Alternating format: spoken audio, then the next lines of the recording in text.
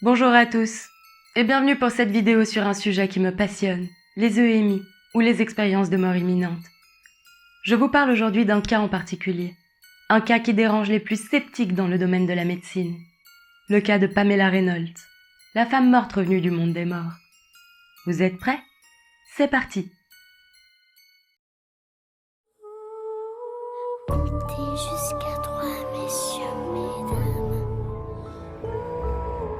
1, 2.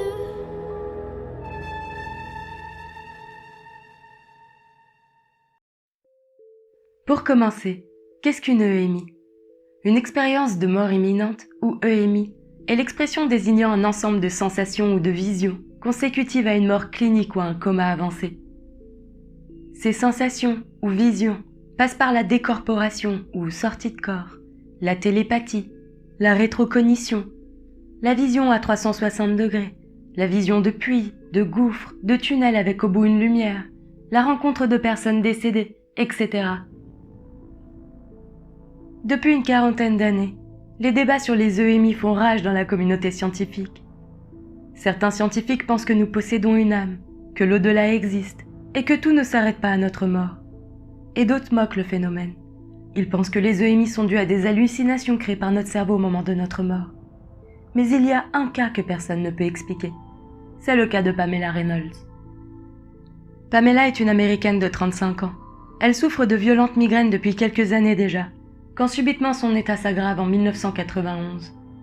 Elle éprouve par moments des difficultés à s'exprimer ou à bouger. Elle consulte alors son médecin, qui est un très bon ami de la famille. Elle passe quelques examens et les résultats tombent. Ils sont terribles. Pamela souffre d'un anévrisme géant, situé près de son tronc cérébral. Son médecin lui annonce qu'elle est condamnée. Elle va mourir. La zone où se situe l'anévrisme est très délicate, et sans opération, il peut se rompre, saigner et tuer Pamela à tout moment. Mais une opération est aussi risquée que de laisser l'anévrisme. Elle a autant de chances de succomber de l'un que de l'autre. Elle choisit quand même de tenter sa chance et d'être opérée. Elle est alors dirigée vers un neurochirurgien, le docteur Robert Spetzler, qui maîtrise une technique rare et à haut risque pour opérer, nommée arrêt circulatoire hypothermique. L'opération est délicate et extrême. Pour atteindre l'anévrisme, les médecins doivent placer Pamela en état de mort clinique. Pour ce faire, ils drainent tout son sang hors de son corps, pour qu'il n'y ait plus aucune pression sanguine dans ses artères, et donc dans l'anévrisme. Pour que son cerveau ne subisse pas de graves lésions dues au manque d'oxygène, ils la placent en état d'hypothermie. Sa température corporelle est abaissée à 15 degrés. Et enfin, les médecins réalisent 3 encéphalogrammes, pour s'assurer qu'il n'y a plus aucune activité cérébrale chez Pamela. Les tracés doivent être complètement plats. Placée dans ces conditions et anesthésiée, les médecins ont environ 60 minutes pour l'opérer. L'opération va être un véritable succès. Contre toute attente, Pamela va vivre. Mais son cas n'est pas mondialement connu pour cette prouesse médicale, mais pour ce qu'il suit. Après son réveil, Pamela raconte à ses proches un rêve étrange qu'elle a fait pendant son opération. Elle était dans une salle d'anesthésie. Puis d'un coup, elle a été expulsée de son corps physique, par le haut de son crâne. Elle observa autour d'elle, et elle se rendit compte qu'elle était dans une salle d'opération à côté de son corps, des médecins et des infirmières. Puis elle a vu le neurochirurgien saisir l'acier à trépaner. Une infirmière a alors dit que ses veines étaient trop étroites. Puis Pamela a vu les médecins opérer sa jambe. Elle a eu peur qu'il se soit trompé d'endroit. Et tout à coup, un point lumineux est apparu au loin. Elle s'est dirigée vers lui. Plus elle se rapprochait, et plus elle entendait avec distinction la voix de sa grand-mère décédée. Elle s'est retrouvée dans un tunnel, et des proches défunts lui sont apparus, même des personnes inconnues. Elle pouvait reconnaître ceux qu'elle connaissait, mais ils étaient vêtus de lumière. C'étaient même des êtres de lumière. Elle a communiqué avec eux, mais sous forme de télépathie.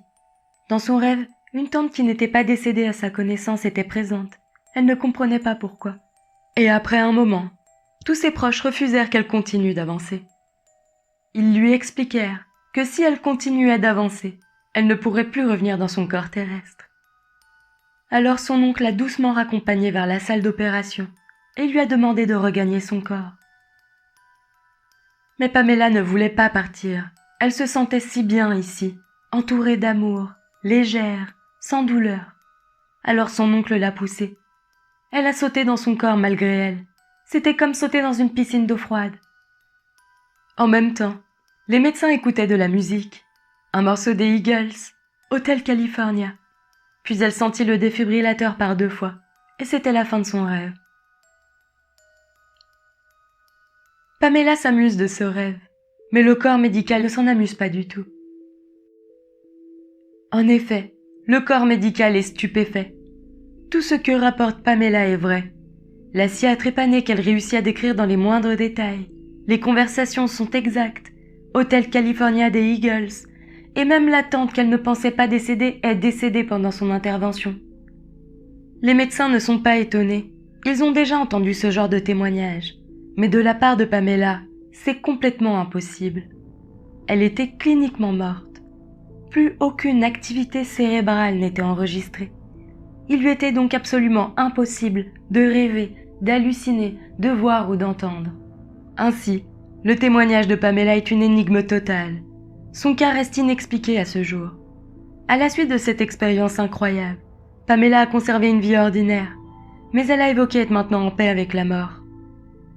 Elle a pu vivre encore 19 ans grâce à cette opération. Et puis elle nous a quittés en mai 2010 suite à un arrêt cardiaque.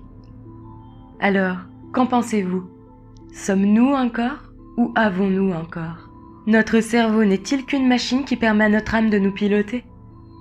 Et c'est ainsi que s'achève cette vidéo. N'hésitez pas à me donner vos avis en commentaire sur ce cas, mais aussi sur les EMI en général. Si ce contenu vous intéresse, j'ai quelques vidéos pour vous. C'était Instant Creepy. À bientôt.